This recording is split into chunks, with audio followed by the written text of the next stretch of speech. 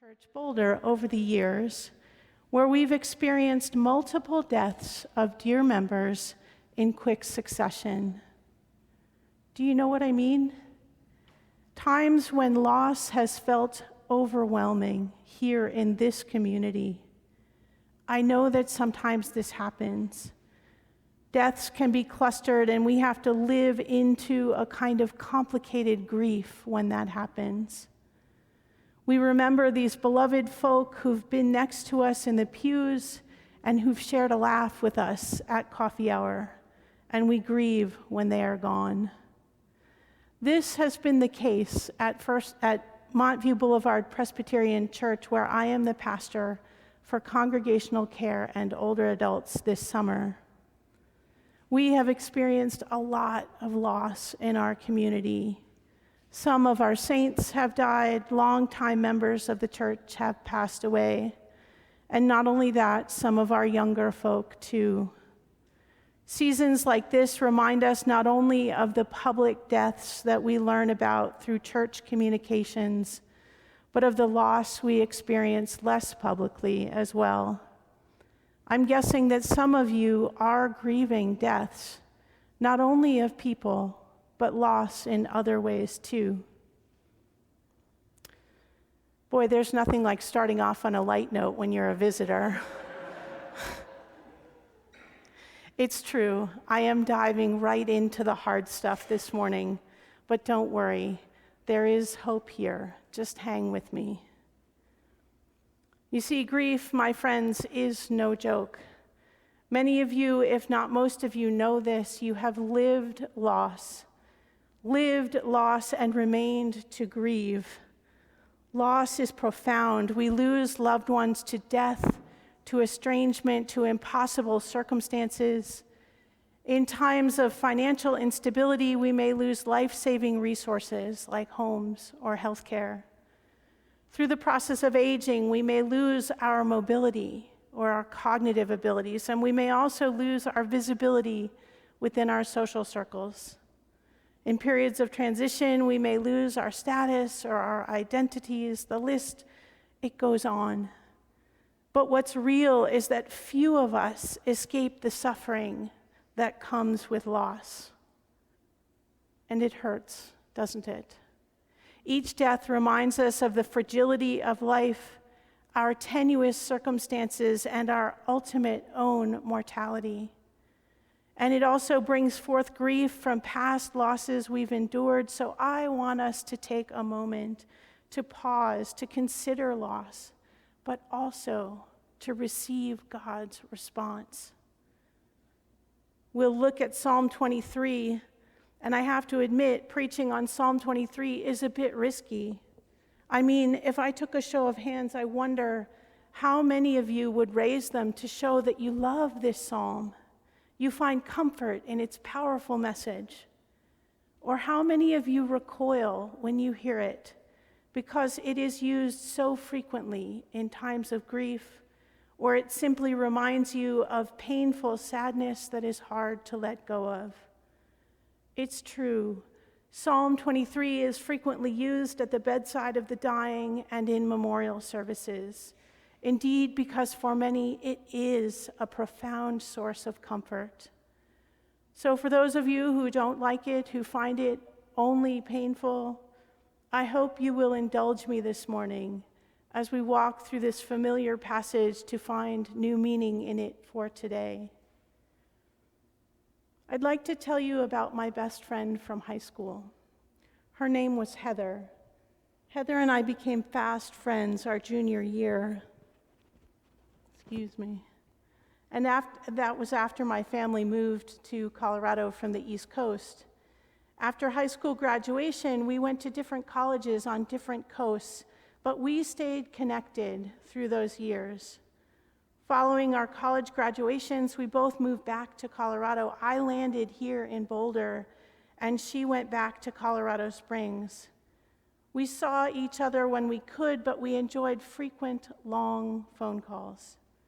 When we turned 30, we both celebrated 2 milestones. She got married, and my then husband and I got pregnant. Now, Heather was an earthy type. She had an incredible gift for creativity. She was a prolific knitter and a master quilter even at that age. Somewhere around my 7th month of pregnancy, Heather told me she was making something for my new baby. Imagine my delight. Just as I could not wait to meet my child, I also couldn't wait to see her creation.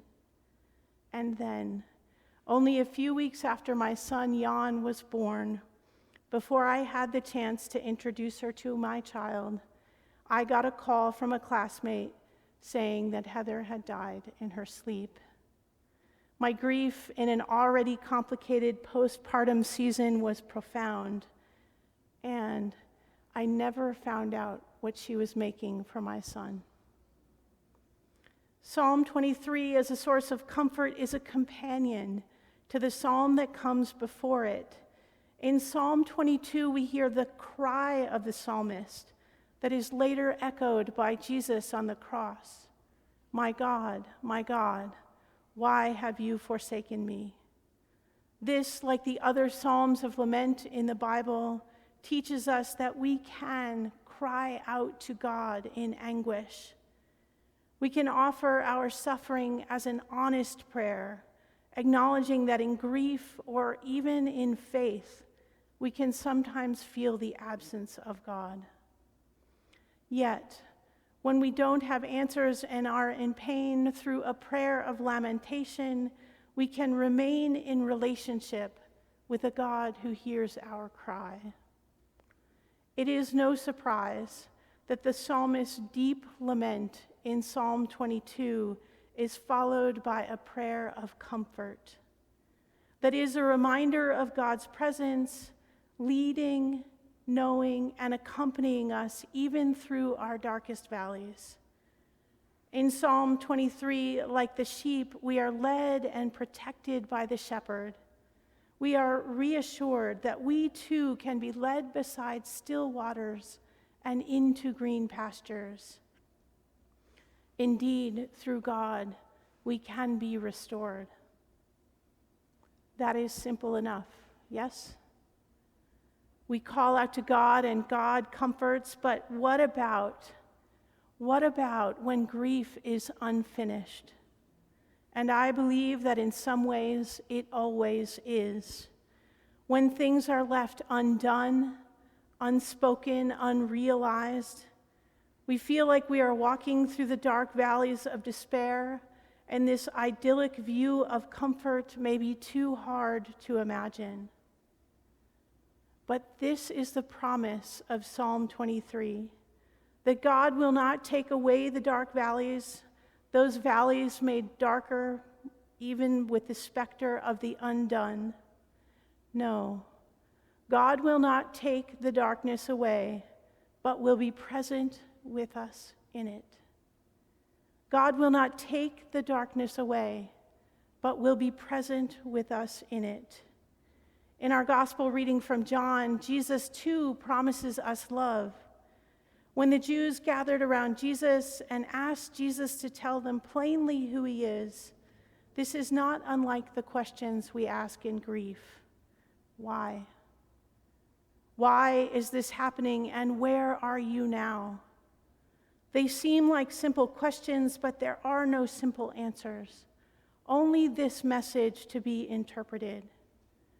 Jesus says, "My sheep hear my voice. I know them, and they follow me." Jesus is saying that he shows us who he is through the work that he does and the lessons he teaches, and we see his works and hear his word. Then Jesus promises to know us. Even in our confusion, pain, and unfinished stories, Jesus promises to know us fully, to love us, and to protect us like a shepherd. No one will snatch us out of God's hand. This is the promise of the gospel, that nothing can separate us from God's love. And in response to this divine gift, we follow Jesus. Today, The good news is that God is calling us to lean into that love. Yes, some of us, if not many of us, are grieving all kinds of losses. We may have landed in dark valleys like the one that I was in after my dear friend Heather died. We may be left with things undone, like handmade gifts undelivered, or broken hearts unmended. I will never know what Heather was making, and to be honest, I get a lump in my throat every time I wonder what it might have been, and wonder about all that was lost to her untimely death. But that is not the end of the story, because the story of God's love for us does not end. When we lean into the deep knowledge that God hears our cry, responds with comfort, and promises to love us through our grief and pain, we can remember and, yes, truly believe that nothing in all of creation can separate us from the love of God in Christ Jesus. And with that, I'd like to offer you some comfort, or maybe it is just perspective about grieving. It is a blessing from Jan Richardson, a poet who wrote a book called The Cure for Sorrow after her husband died. She writes in a poem called Blessing for the Brokenhearted. Let us promise we will not tell ourselves that time will heal the wound, when every day our waking opens it anew. How a heart so broken can go on beating as if it were made precisely for this, as if it knows the only cure for love is more of it. Friends, in grief, the cry is real, the comfort is sure, and the promise is unbreakable. And so we go on, not to erase the ache, but to live more deeply into it. In the valley's shadow, love walks beside us. At the table of grace, love feeds us still. And when we cannot see the way ahead, the shepherd calls our name and leads us home. May it be so.